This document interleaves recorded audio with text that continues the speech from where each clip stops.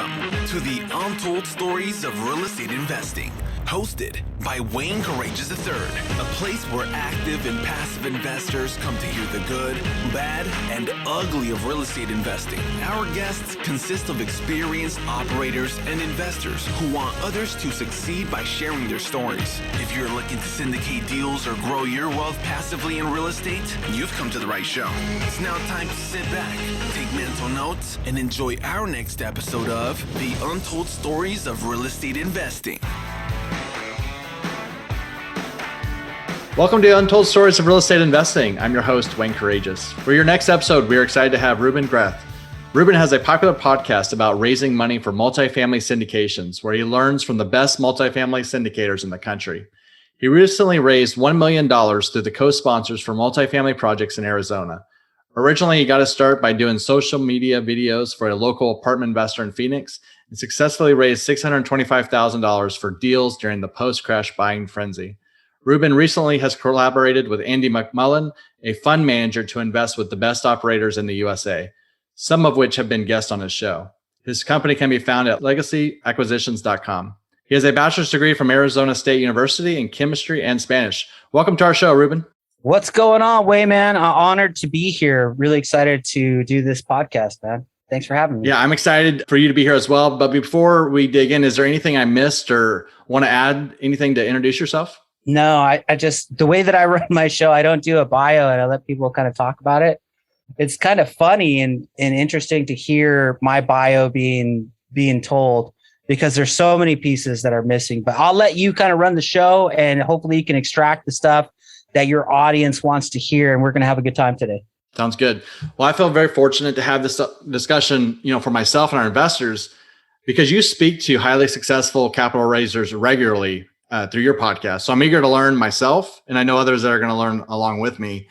But I really want to focus on this podcast about capital raising and brand awareness, since you found a niche and you're talking to investors and syndicators day to day. But before that, how did you get in real estate investing? So my dad was an investor in single family residences when I was a kid. He died early, but he planted that seed. Like, I remember going around to the different properties and collecting rent.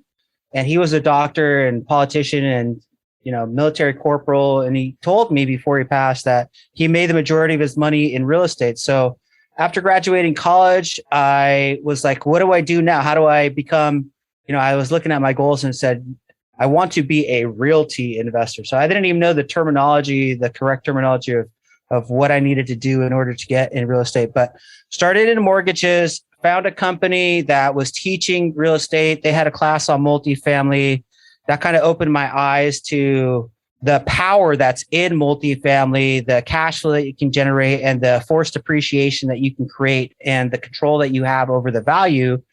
And met this dude that came into town here in Arizona with a bankruptcy, was buying a fourplex like every other week. And I followed him around, posted videos of him on social media. And just by posting these videos on YouTube, which were really not well done, by the way, we ended up raising $625,000 for these small multifamily units. He and I split up.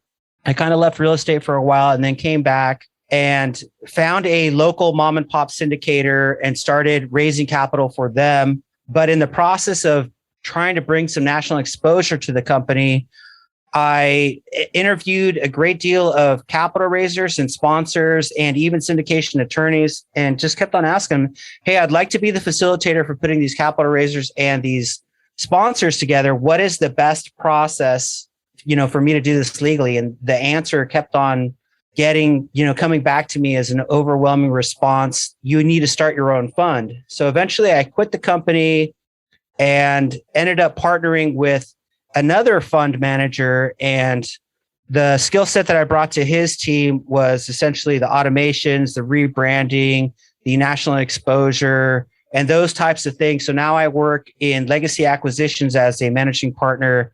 And we do build to rent in Louisiana and some neighboring states.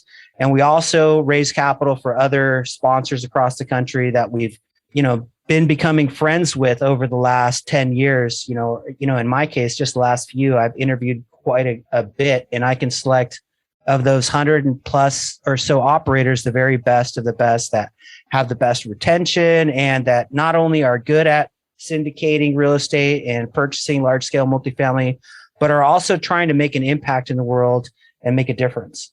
So that's kind of where I am at today. So with your background, Arizona State in chemistry and Spanish to today, raising capital, what is it about capital raising and brand awareness that attracted you? And then, we heard, just briefly on probably why you started the Capital Raiser show was to get more interaction and learn yourself for, raising capital. But what is it about capital raising and brand awareness that you enjoy the most? And really, how did that come about, when earlier on your focus was maybe a little different than marketing?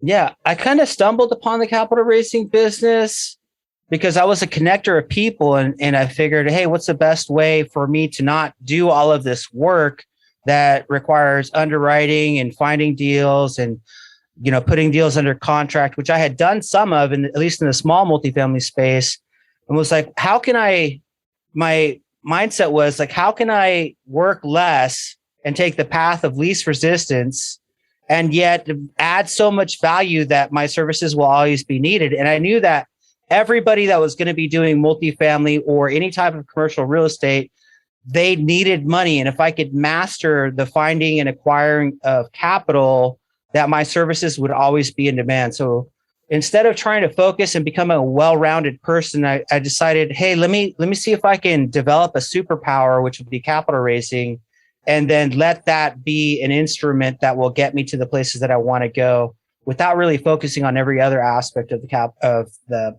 multifamily or commercial real estate side of things, right? No, that makes sense. So what do you see as key for anyone raising their first capital raise? Yeah, there's a lot of different ways that I could go with this. One of them is just try and latch on. I think a lot of cases, you don't always have to do this, but I would say latch on to somebody that's already got a really good track record, because the first question you're going to get is like, why should I invest with you? Like, who are you? You've never done this. And when you can say, oh, well, my partner's done 17 syndications and here's what they've done and the capital that they've returned to their investors and all of these returns, then that makes the process a great deal easier because you're not touting yourself, you're touting somebody else. And that really is an easy approach. Because I think one of the things about getting into large scale multifamily is this mindset and limiting belief that a lot of people have, especially if they've never had or been involved in large scale. Like, if nobody in your family has ever purchased a $5 million deal, like what gives you the right? How are you going to go out and do it? And that's a big hurdle to jump through if you're trying to do it by yourself. And since multifamily is a team sport, one of the great aspects of it is you're not just touting yourself when you go into this business. You are really promoting somebody else and their track record, which allows you to have the confidence that you can do it too, because you're just a part of a team that's already done it. So that's kind of a big part of it. Yeah, I love how you mentioned team sport, because it for sure is. And, touting the record of other syndicators who you may be partnering with is huge. It's one thing I talk to a lot of our investors about is, when we bring a deal, you got to look at the full team as well. So you're not just investing with myself, you're investing with the team. But, one of the things that my mentor, and I know a lot of syndicators out there that go to these conferences and all, and they talk about the funnel and how, the goal is to try to collect as many people who may be interested and sort of funnel them into, potential investors. So, for those that are getting into the business that are needing to raise capital, because at the end of the day, you got to have capital to close on a deal, or relationships already pre-established to raise capital to close the deal once you find an opportunity. What are your recommendations on with the website, just sort of that funneling? I mean, before this podcast, we were talking a little bit about drip campaigns and all. And, this is just a little selfish for me. When people go in and they, put in their information on our website, they start getting drip campaign. But, I'm learning a lot with these listeners. So what really does it take other than, friends, family, you have your lists, but getting those other investors that may be interested in through that funnel, educated and ultimately investing in a deal? Yeah. So the number one reason why people don't reinvest with a sponsor is typically not because they didn't make money, because in the last 5 years, everybody's been making money all over the country because there's such a shortage of housing, workforce housing all across the United States. But the reason that people typically reinvest is because their communication structure is really powerful. And when you're a beginning investor, the number one thing that you want to potentially focus on is connecting with people and letting them know what it is that you're doing, right? So I think a lot of people are scared. Oh, I've never done real estate, or I've never done large scale real estate. How am I going to start transitioning into this bigger field? But if they don't open their mouth, share information about what it is that they like about multifamily, like whether it's the passive income, the generational wealth, the tax benefits, the fact that you can have a bunch of properties in one location, it's easier to property manage, it's easier to scale. When you start sharing all of this little information about what is so sexy to you about multifamily and how it can impact them and how they can also impact the world by investing in multifamily, then that kind of opens some doors, right? Because now people know, or at least have heard of, and have received seeds, that have been planted in front of them, that you are the go-to guy, or you are at least interested in the same things that may get them to where they want to go. But then after that, then you have to start building a communication structure, because if people only hear about you when you have a deal, they're going to get turned off very fast. So the process becomes branding yourself as a multifamily person or whatever commercial or real estate asset class that you're doing, and then sharing that information over time. And then also, as people get onto your list, have some sort of an automation, which a lot of people struggle with, particularly if you're not a marketing kind of person. So these CRMs and, like Active Campaign has automations, and you have to send out some consistent communication to start letting people know that they can trust that they're going to get continuous information from you, and that you're not going to disappear into the clouds if they ever invest with you. But, when they see you over and over and in multiple places, right? So they see you at a meetup, but they hear you on a podcast, they get an email from you, they see you at a conference, and then see you on social media, and all of these places, the more that they see you, especially if they get social proof and hear of other people that are successfully doing business with you, all of these kind of touch points that they get makes them feel like they can trust you, that you're going to be a good steward of their money, that you know what you're talking about, that you have access to the greatest deals or whatever the case may be. And then eventually that opens up conversations that you can have with people. And then you just basically ask them, what is it that you're trying to accomplish? Are you looking to create generational wealth? Is that you have a W-2 that you really want to get out of? You want to spend time on the beach and you just can't do that because you don't have time freedom, because whatever it is that you're doing is sucking that all up, and that you may not be even spending time with your kids, or, you're worried about XYZ, right? So this kind of thing where you're sharing information and then having conversations with people and then consistently communicating with them really starts to develop trust, especially when the person feels like they've been heard and you understand what their pain is. Like, what is it that they want to accomplish? If they feel like you understand them, they're much more likely to potentially invest with you. Yeah, I love that consistency with touch points. So from an email and marketing, is there a rule of thumb, whether it's a monthly, bi-monthly, weekly touch point on an email? I mean, social media, if they're following, regular posts there, but how successful is email marketing and spam? I mean, it's that fine line of communicating, but also not spamming and annoying people as well. It's a lot more important than you think. And if when they click on your email message and they open it up and it's spammy, or you're selling something every time and not really adding value, or kind of focused on yourself instead of the person, people can smell that from a mile away. So it's really not as important what the cadence and how frequent you are posting or delivering messages. It's just that you are consistently doing it, right? So it doesn't matter if it's weekly or monthly, or if they open your emails or not.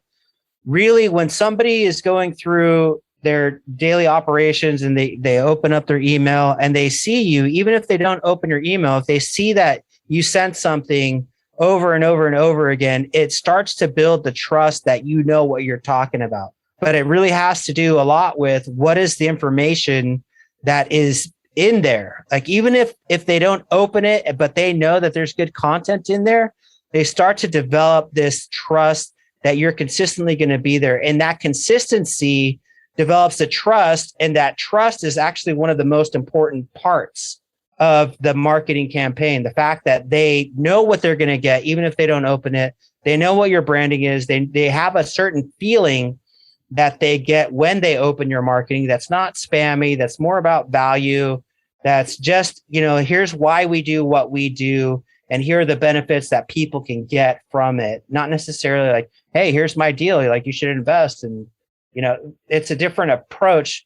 But this is what really takes people from $1 million capital raises to 3 million to 5 to 10 to 20. I've seen it over and over. People that consistently brand themselves and market consistently through email and social media are the ones that are having the most success, assuming that the content is good and not just a bunch of junk.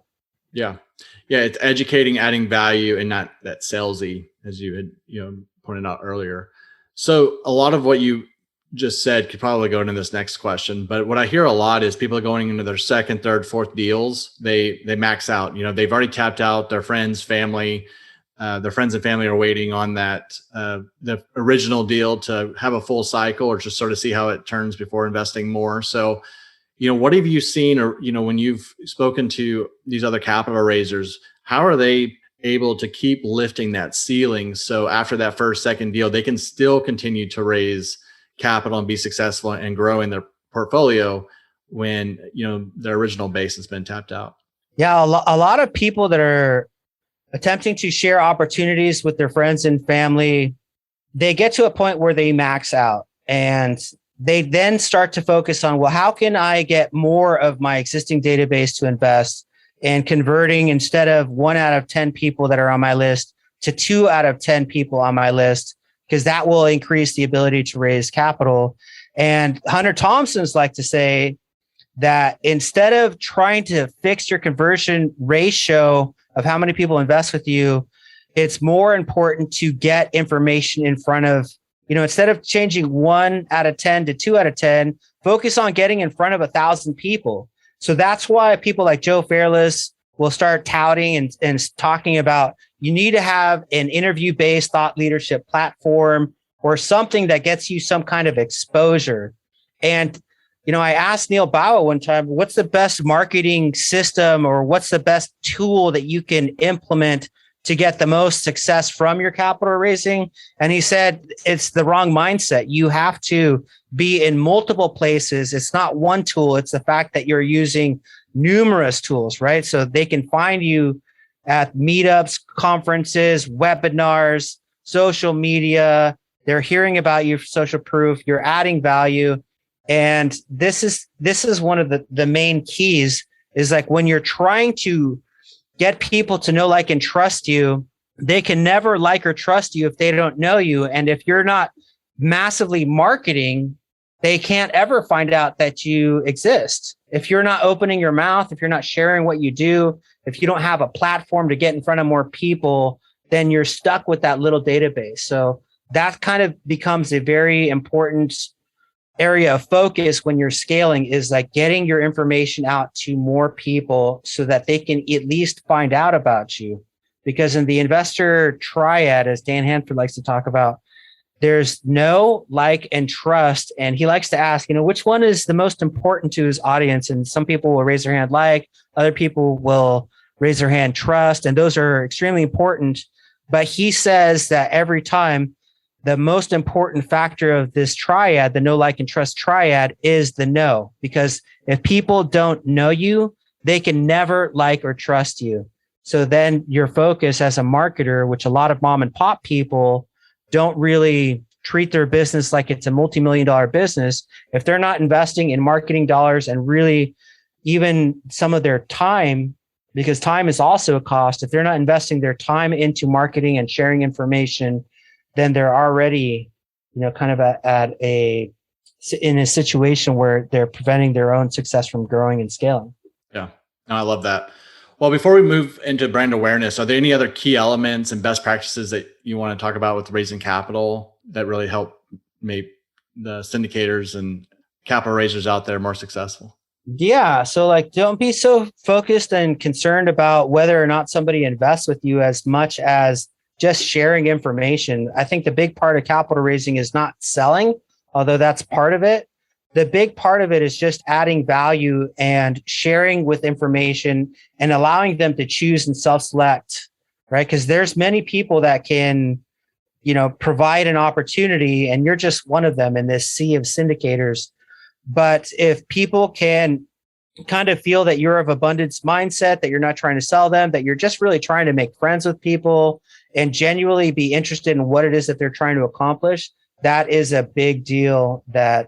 And it's kind of a mindset, right? So it's not an approach that, hey, I need money for my deal. It's an approach that, hey, I have an opportunity that I'm sharing with you.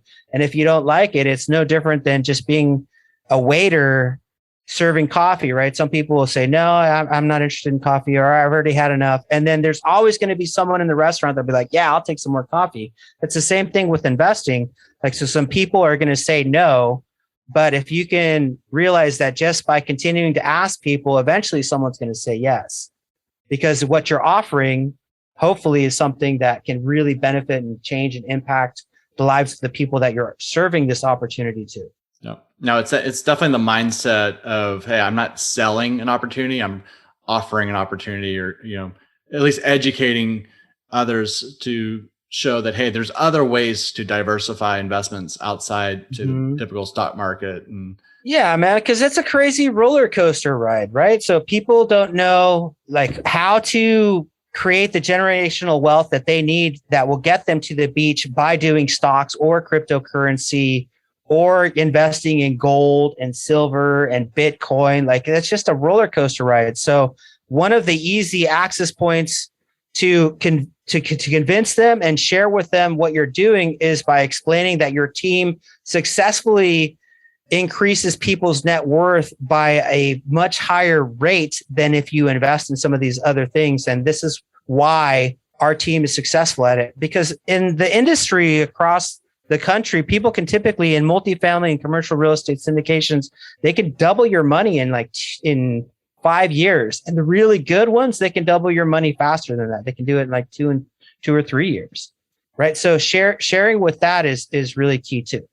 All right, well, let's shift to brand awareness. So for those looking to raise capital or build a business, or maybe not even in real estate in general, brand is key in developing and surviving, all the things that come at you, as a business owner. So what are things that, people should consider when building that brand awareness? I'm talking about day one, from the start, that they're looking at building a logo, a company name, website.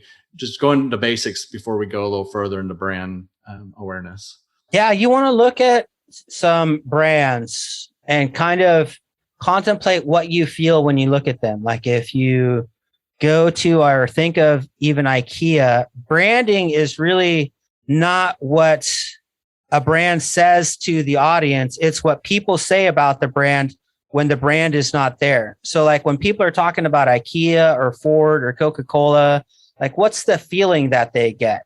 Are you thinking, oh, this company has cheap furniture, or this company makes me feel warm and fuzzy around Christmas time and it's delicious? Or, is this the most powerful, best value and most beautiful looking vehicle? You kind of want to start thinking about what is the audience going to see, or what are my friends and family going to see when they go to my website or open up an email from me?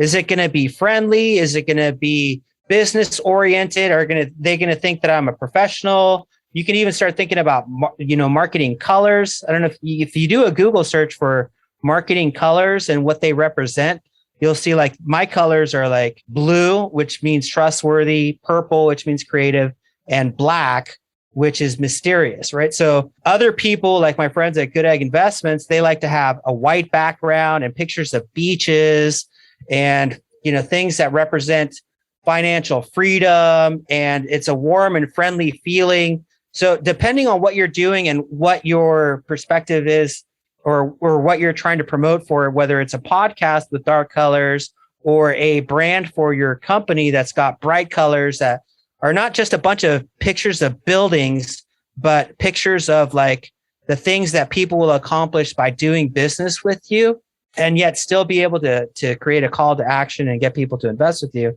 Like the feelings of what people experience when they go to your site, when they open up your marketing, is really one of the first things that you want to start focusing on. And, before you even get there, you have to, a lot of people will say, create an avatar. Like, who is your ideal person? And that way you can structure your brand to that person. Because if your person is interested in, I don't know, let's say financial freedom and spending time with their kids, then you want to have pictures that make them feel that way. If you have just pictures of buildings and hypotheticals, or even in your webinar presentation that you're doing to share your opportunity, if it's just hypotheticals and graphs, you're really not speaking to the emotional needs that people need, because people will always buy with emotion and justify through logic. And your branding has to be emotional, at least from my perspective, in order to be effective. Like, people want to, when they open your website or your email campaign, they want to feel something. And if they don't, or if they feel something that doesn't resonate with them, they're going to move on to somebody that does really resonate with. These are things to think about when you're doing marketing campaigns and when you're creating a website. I don't think many people, not even myself, really think about the emotions. We want to, come across that we know what we're doing, that we're professional, that, financial risks, reduce risk, so you're more conservative and all, but hitting on that emotion aspect of putting your avatar of like who you want or what your customer or end user is looking to get out of with your service. I think it's great advice. People are never going to invest into a multifamily or commercial asset because they love buildings. They're going to invest into those buildings because it gets them something, whether it's to put their kid in grad school, or, have the ability to spend time with their parents instead of sending them off to assisted living, like that freedom that gives you the ability to travel, or those types of things are what most people are looking for. Yeah, there's going to be some introverted analysts that are just going to look at, just send me the numbers. I don't want to hear about all this emotional stuff. But the majority of the humans that are going to be looking to do something to create a better life for themselves are going to need to be emotionally satisfied. So that's something to think about when you're doing your marketing, for sure. Great. So for those that have a recognizable brand, what can be done to continue strengthening it, for future success? The obvious are, don't screw up, be trustworthy and be consistent. But is there really more to that, to be reputable long-term and really just continue building that successful brand that someone may already have? So a lot of people think that other people want the same things that they want, and they base their marketing based off of things that they would want, but somebody may not want what you want. So it's got to be more kind of dialed into what other people are interested in. And some of that is, like maybe you don't care about financial freedom. Maybe you care about the power that you get from being a multifamily investor. Or maybe you care about the adrenaline rush from, having some kind of level of closing that makes you a bunch of money real quickly. Or other people are going to want status, like, hey, check me out. I just invested in a syndication and I just got a quarterly distribution. What are you doing with your, like, people have the different needs. So you kind of want to connect with a variety of people. But one of the things that you want to do is have somebody else look at your website and your marketing, or hire a coach to help you build that out, because they may unlock things that you cannot see yourself, right? So other people may say, well, this kind of branding sucks, like, have somebody else look at your marketing, I would say, is a big key, or hire a coach to help you. And then if you're not strong at marketing or automations, outsource that and treat your marketing like you're doing a multi-million-dollar business. Don't treat it like you're a mom and pop and not invest anything other than just, I'm going to post on LinkedIn. Like, you want to spend some money and then learn where that money is most effective, right? So is that SEO? Is that paying somebody for a list of investors? Is, what is going to get you in front of the most people and give you the most success? Because like I tried all kinds of stuff. Like I tried paying people to grow my Instagram, and then I got a bunch of bots. That was a waste of money. But you can do certain things and provide certain value in certain places. Like your strength may be in podcasting or in something else. Maybe your webinar presentation is really good. But whatever it is that you end up determining to be your strong suit, invest more of your time and money into getting that information out to more people. And that could potentially mean YouTube ads, Facebook ads, or maybe starting your own meetup or stuff like that. Hey, one thing I've noticed too, and even personally here, it's you build your brand, you build your website, you're getting that funnel. But to your point earlier, you've got to continue to stay in touch with the emotions of what your customer or your investor, what they're looking for. And so it always evolves, and so it's really been on my mind too, at least, on my website, it's, what can we do to continue improving? And I see some of these large, even Fortune 500 companies that they have the same name, but they're changing the colors. They're making it more bold. They're adapting, to the times and spending millions and millions of dollars just on the color of a brand, even though it's the same logo, et cetera. Just, these little adjustments are really big adjustments over time. But yeah, it's really just interesting, fascinating on brand recognition, because at the end of the day, we all are a brand, whether it's just a person, a business. We've got a brand to live by and uphold based on what you're trying to get across. Right. Yeah. Branding is really big. However, people don't want to do business with companies. They want to do business with people, at least in the commercial real estate space. So that's kind of part of it. It's like first kind of displaying what you are about, and then being able to connect with people and being readily available to help them, or, just make sure that they know that you're available and you're not going to disappear with them, right? Stuff like that. Great. Well, just to close up a little bit on the capital raising and brand awareness, before I really want to just ask a couple of questions on your personal experience with real estate investing, but is there anything else you want to cover with capital raising or brand awareness that we haven't touched base on yet before we go? Well, I'll give a shout out to my show, because the first 50 or so shows were all about raising money from limited partners and the differences between raising in joint ventures or for single family dwellings versus larger scale multifamily. And then we kind of started talking about, where does money come from? Can you get it from co-GPs? Can you get it from funds? What are the legalities around it? I would recommend, if people are interested in becoming a capital raiser and raising money for themselves, there's that resource that's always available to them, that, you're not going to get that kind of thing on most people's podcasts, because they bring in a cost seg guy or, a sponsor that talks about themselves.